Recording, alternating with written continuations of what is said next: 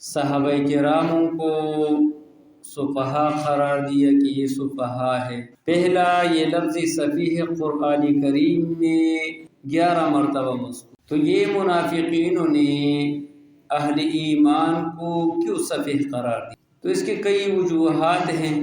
ایک وجہ علماء نے لکھا ہے لعدم الانصاف المنافقین لما عما، یعنی عدم انصاف کی وجہ سے انصاف نہیں تھے منافقینوں کے کہ وہ کبھی کبھار ایسی بھی ہے جو ضدی بندہ ہے وہ عالم کو بھی جاہل قرار، جس طرح یہ نتنیاہو اور اسی طرح اس کے جو حواریین ہیں یہ مسلمانوں کو دہشت گرد کہتے ہیں، اس کو شرارتی کہتے ہیں، تو یہ اس میں انصاف نہیں ہے۔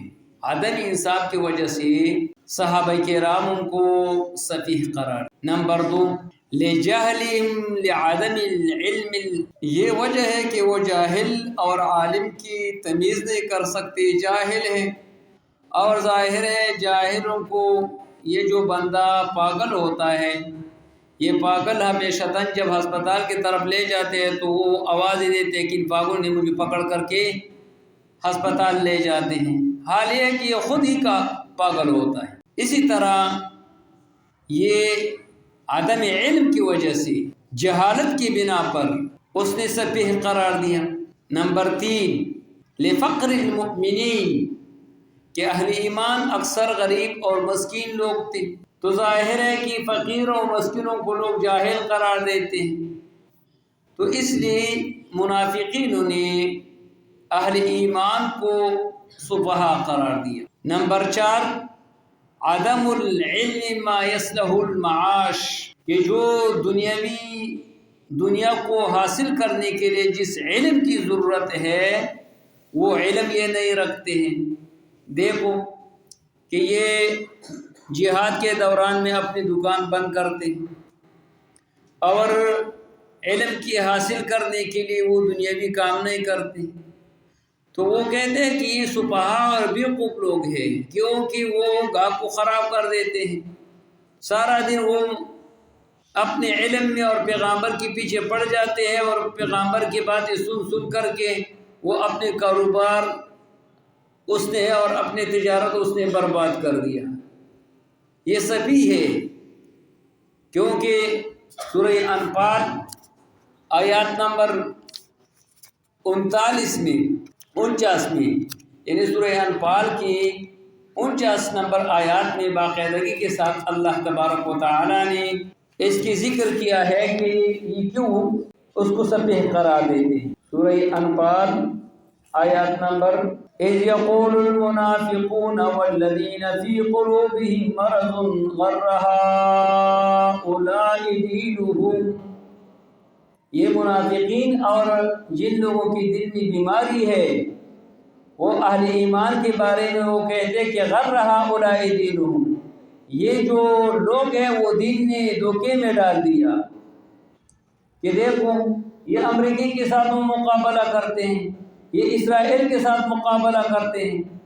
حماس نے جب پہلے حملہ کیا تو اس وقت یہ سلیمان اور اسی طرح کویت وغیرہ نے یہ کہا کہ یہ تو تمام اسلحے سے لیس لوگ ہیں، یہ کیسے اس کے مقابلہ کرتے ہیں، یہ لوگ پاگل ہیں، اپنے آپ کو تب برباد کر لیتے ہیں، اس کا کیا بگاڑ سکتے ہیں، اس کے پاس دنیا کے اسلحے موجود ہیں، اس کے پاس دنیا کی ٹیکنالوجی موجود ہے، لہذا اس کے ساتھ مقابلہ کرنا ایسے ہے کہ اپنے سر کے ذریعے سے آپ پہاڑ مارتے ہیں، تو سر کے ذریعے سے پہاڑ بندہ نہیں توڑ سکتے، لہذا ان کافروں کو مقابلہ کرنا یہ پہاڑ کے توڑنے کے مترادف ہے۔ تو یہ سفیہ اس لیے ہے کہ یہ چونکہ یہ بیوقوف ہے، ایسے لوگوں کے ساتھ وہ مقابلہ کریں۔ سفہا یہ لفظ قرآن کریم میں کئی معنوں میں مستعمل ہے۔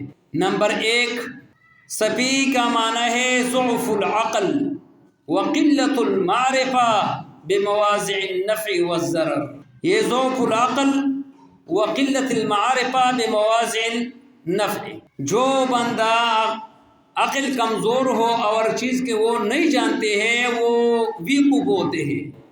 جس طرح قرآن کریم کے درس میں وہ باتیں کر لیتے ہیں یہ سفیہ ہے یہ ایسے لوگوں.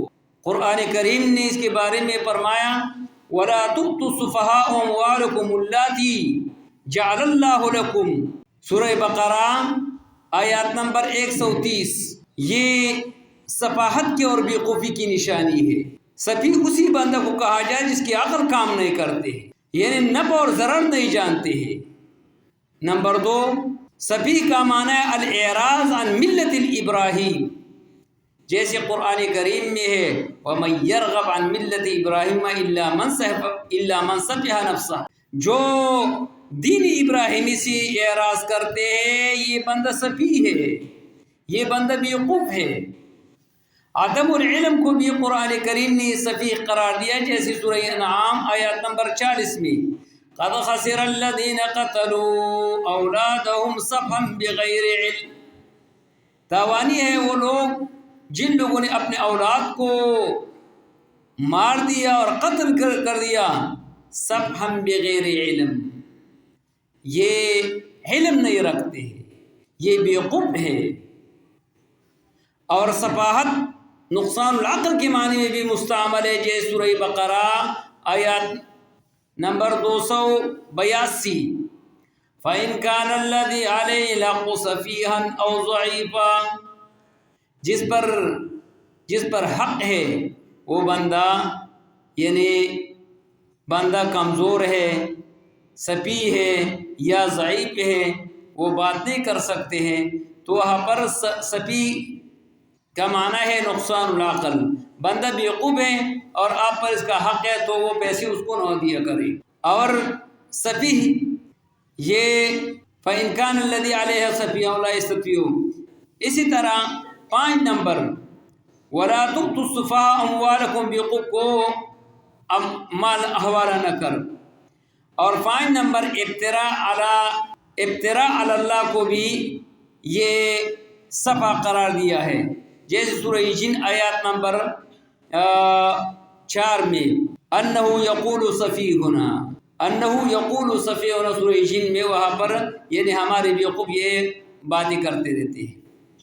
اور نمبر 5 الاعتراض علی عمل الرسول، رسول اللہ صلی اللہ علیہ وسلم کی عمل پر اعتراض کرنا، اسی کو سفاہت کہا جاتے ہیں. سیقول السفہاء ما ولاہم، رسول اللہ صلی اللہ علیہ وسلم کی عمل کو سفیہ کہنے والا یہ بھی سفیہ بندہ ہے.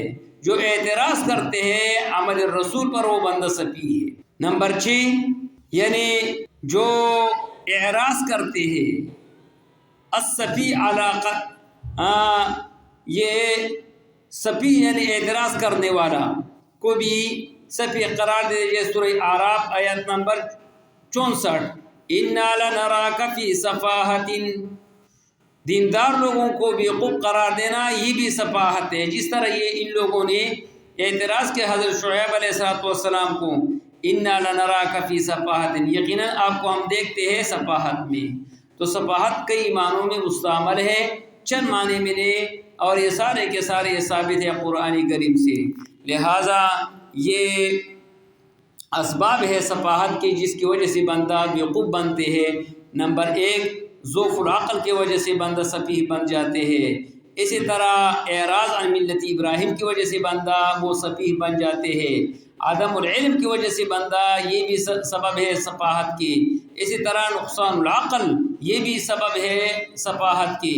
اسی طرح ابتراء علی اللہ یہ بھی سبب ہے سفاہت کی.